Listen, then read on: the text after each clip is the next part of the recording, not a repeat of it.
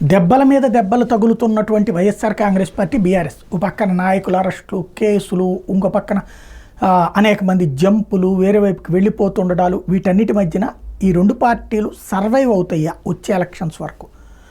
వాస్తవంగా అధికారంలోకి వచ్చి 10 ఏళ్ళు ఉండటం వల్ల బీఆర్ఎస్కి ఏ ప్రాబ్లం లేకుండా పోయింది, నడిచింది. మొన్న కూడా 39 వచ్చినాయి. తీరా చూస్తే క్రమంగా ఎమ్మెల్యేలు వెళ్ళిపోతూ ఉండటం, అనేక చోట్ల క్యాడర్ స్కాటర్ అవుతున్న సందర్భంలో గట్టిగా కష్టపడి ప్రయత్నం అయితే చేస్తున్నారు హరీష్ రావు, కేటీఆర్ వీళ్ళందరూ. ఇంకో పక్కన కవిత అరెస్టు, కేసీఆర్ ఇంకా బయటికి రాకపోవడం ఆ పార్టీ సర్వైవల్కి సంబంధించినటువంటి సమస్యని తెలియజేస్తుంది.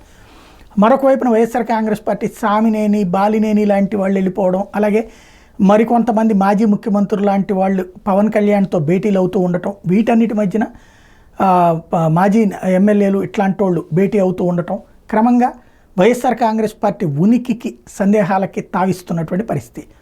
ఈ నేపథ్యంలో అసలు ఈ రెండు పార్టీలు ఉంటాయా, సర్వైవ్ అవుతాయా లేదా అన్నది చూడాల్సి ఉంది.